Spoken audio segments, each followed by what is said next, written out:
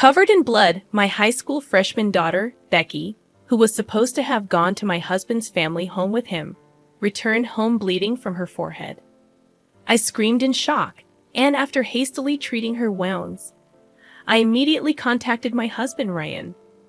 When he answered the phone, I couldn't help but yell at him, "Ryan, where are you? I told you I'm on a business trip, didn't I?"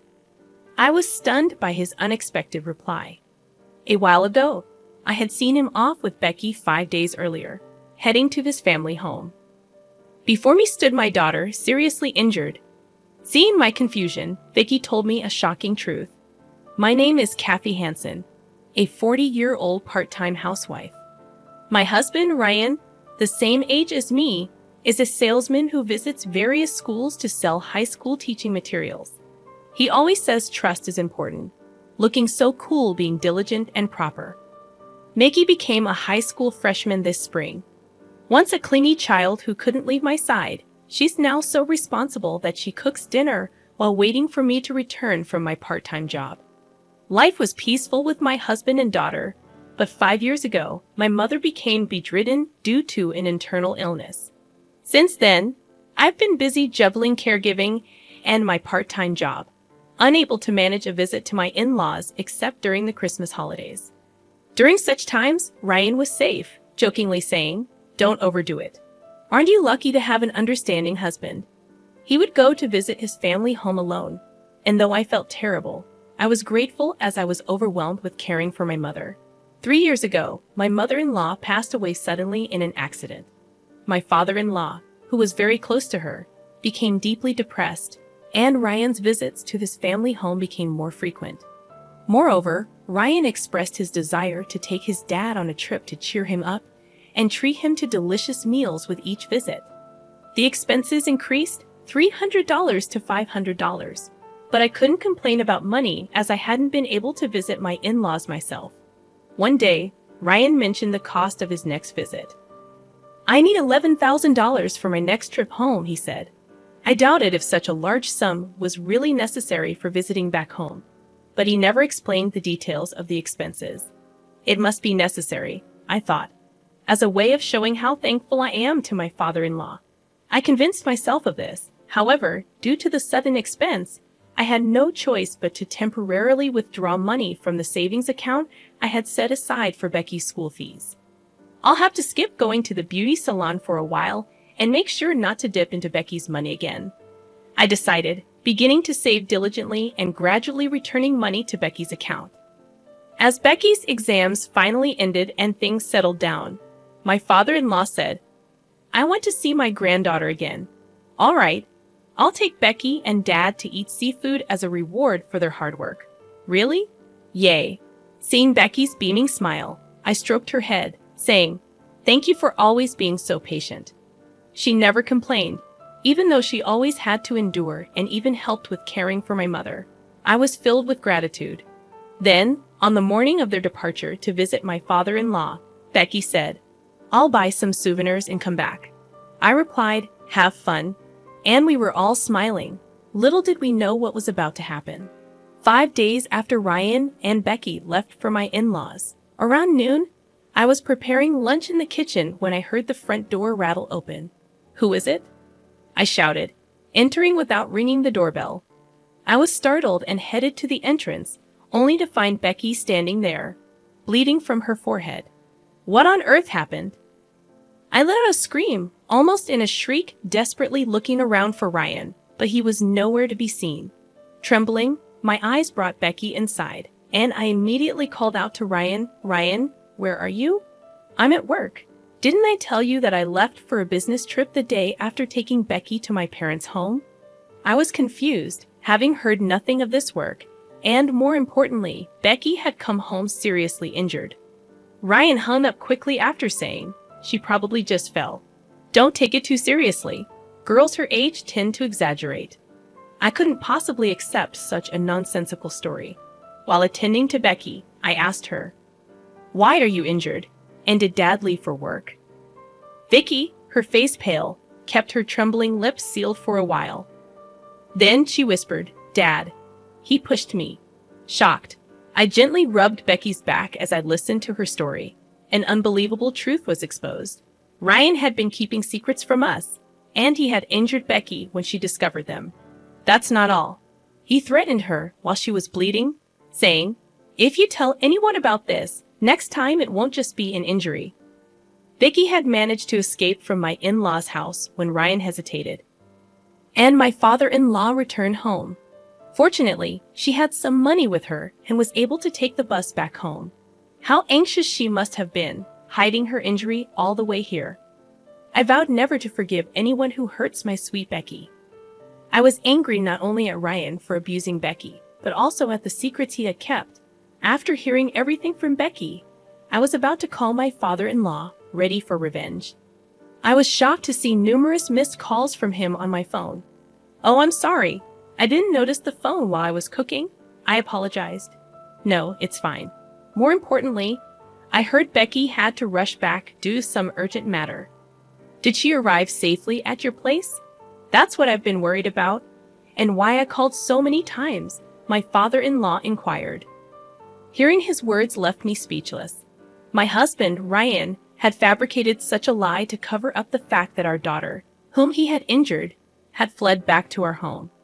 I then spilled everything to my father-in-law, who was oblivious to it all. "Becky is fine. I'm taking her to the hospital, but I can't forgive Ryan. Can you keep him at your house a bit longer?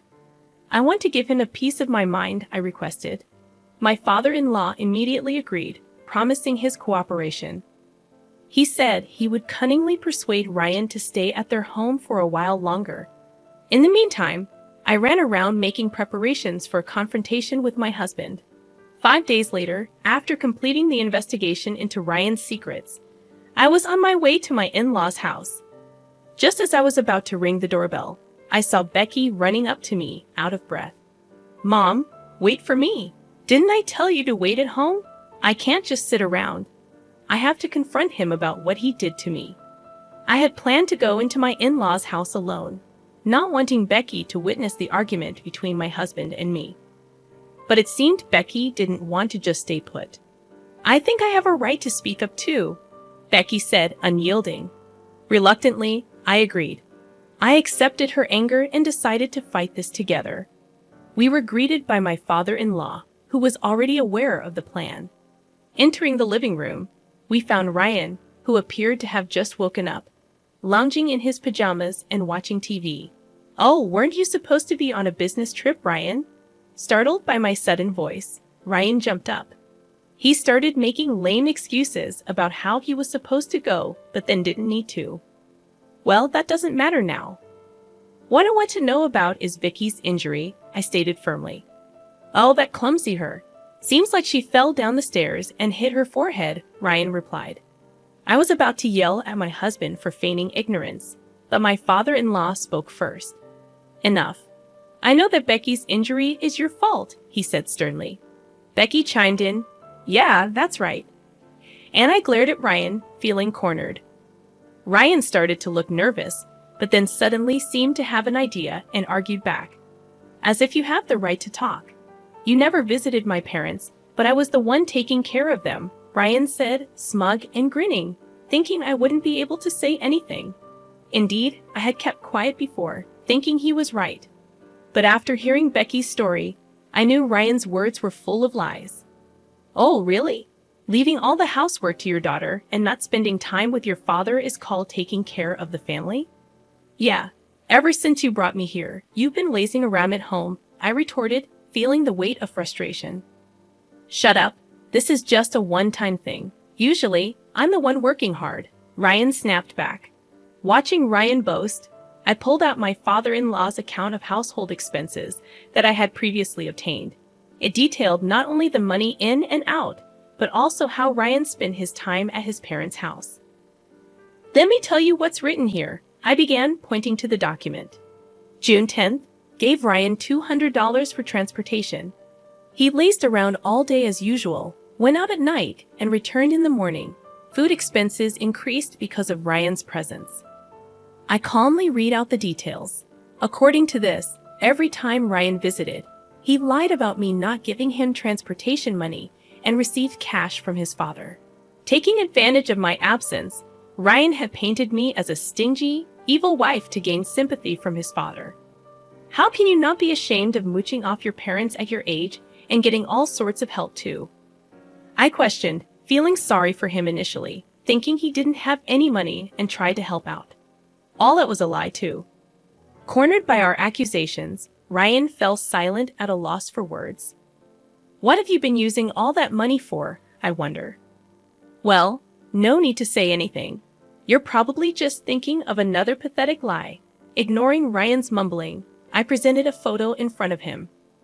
You needed so much money because you were splurging at places like this, right? How do you know about this place? Surprised that I knew about it, the color drained from his face. The secret that Becky had discovered while Ryan was visiting his parents was this.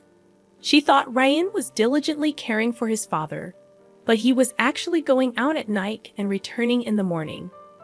Suspicious, she secretly investigated and installed an app on his phone to track his location. After he left, she checked his whereabouts on a computer, always finding him at the same place. Researching online, Becky found out it was a gentleman's club. Shocked, she was about to call me when Ryan returned home. He found her researching the location and the club on the computer, and in a fit of rage, pushed her. Becky hit her head on the corner of a dresser, causing the bleeding, and the rest is as you know. After hearing Becky's story, I left my mother in the care of professionals for a few days and went to the club to gather evidence of Ryan's wasteful spending. The shock I felt seeing my husband cheerfully entering the club. The money for this visit, even if temporary, was taken from Becky's school fund, and he used it. This, Dad, you're the worst, I said, presenting undeniable evidence. Ryan, cornered by the evidence, muttered weakly, "Isn't this normal for men?" and looked up at his father for support. What are you talking about? Using your child's school money for your satisfaction is inexcusable for any man. I'm tired from work. Isn't it okay to have a little fun? Vicky sighed in exasperation at Ryan's stubbornness. Mom, do you know what kind of place that is? Huh? Oh no, I just took the photo and left immediately. I thought so. Here, take this, Vicky said, laying out several printed pages of the club's website on the table. Looking over them with my father-in-law, we saw that the outfits worn by the girls at the club were school uniforms. They all seemed to be adults, but it was a gentleman's club where they cosplayed in revealing school uniforms. Seeing this, I thought to myself, exposing my daughter of this age to such a world. I was filled with anger, but Becky seemed unfazed. So, Dad, you like this kind of stuff, huh?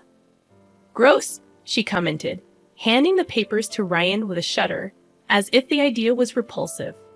Well, you don't have to say it like that, you know. If your clients at the schools found out about your love for girls with uniforms, it could be a big problem, right? I doubt your company, which sells educational materials to schools, would want to keep an employee with such hobbies, I said with an icy stare. Ryan turned pale. I quickly grabbed Ryan's schedule book, which was left in his business bag, and found it easily. Looking at this now, I know all the schools you've been visiting. Maybe I should inform your clients about your wonderful hobby. Please spare me that. I'm sorry. I went too far. I'll change my ways from now on. Realizing he couldn't escape, Ryan started trembling and knelt down. He apologized profusely. But years of frequenting those clubs, wasting money, not to mention injuring our daughter, were not forgivable. Who would believe a liar like you? I thought. Dad, I've consulted with a lawyer, and I'm ready to proceed with a divorce. I'll make sure you pay back all the money you squandered on your indulgences, plus compensation. This is the end for us. Ryan tried to cling to Becky, but she dodged him, saying, "You, gross." Eventually, he broke down crying, and we glared at him coldly. Soon after the divorce was finalized, and I demanded from Ryan the $115,000 he had squandered and $30,000 in compensation. Word of his club visits leaked to his company. Ryan was fired, and even his father cut ties with him. Now, he lives alone in a rundown house, barely making ends meet with day-to-day jobs. Unable to afford the compensation payments, He ended up borrowing money from shady lenders and now lives in fear of debt collectors. Meanwhile, I have found more time to myself after the divorce. With Becky's help, my mother's health improved significantly, and she no longer needs care. Now, the three of us women are enjoying a happy and harmonious life.